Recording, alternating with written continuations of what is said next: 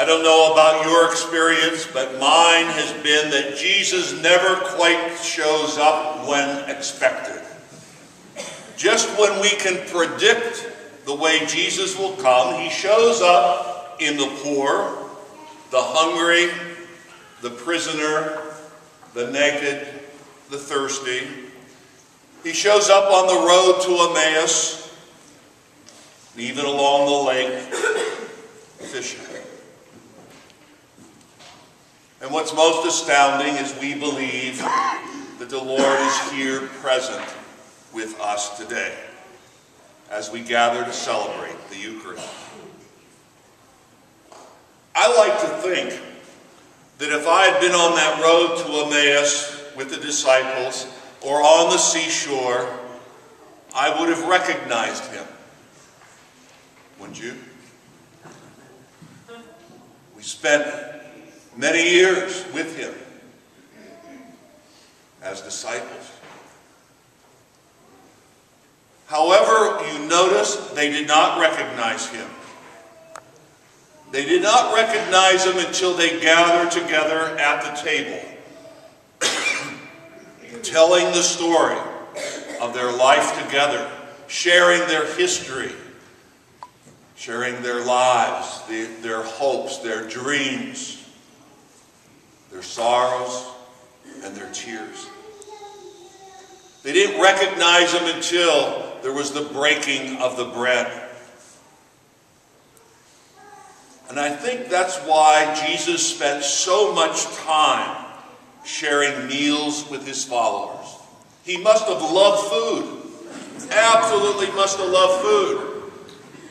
Because somehow when they were at the table, somehow they were all able to become one with him.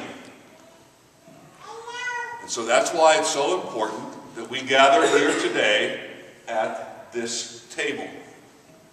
That we come together for a community meal in a much different way than around our family table at home, or a family table, or a gathering in Alumni Hall. We gather here because we believe that when we come together here at Mass, we are able to mingle with each other in a very unique way. We may not agree on our politics or on the economics of our country. We may not necessarily always share the same theological principles or the way of living.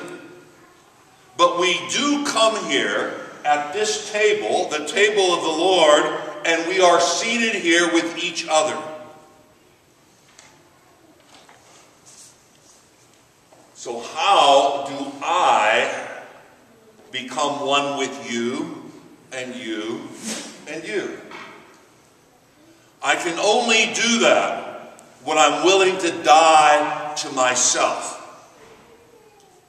When I'm willing to allow this self-giving love of my own life to somehow mingle with your self-giving love, and then we begin to experience the presence of the risen Jesus in each other.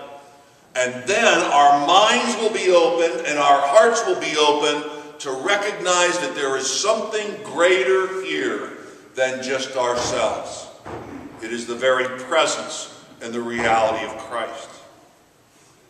How do you become one with him and her and him and her? The same way, that self-giving love. But those who do not love cannot see love. Those who do not love cannot see love. Love enables us to recognize others and to see beyond the limits we place on our love. And so Jesus is in our midst today. He says to us, touch me, see my hands, see my feet, for it is I who am with you. All we need to do is look to the right or to the left.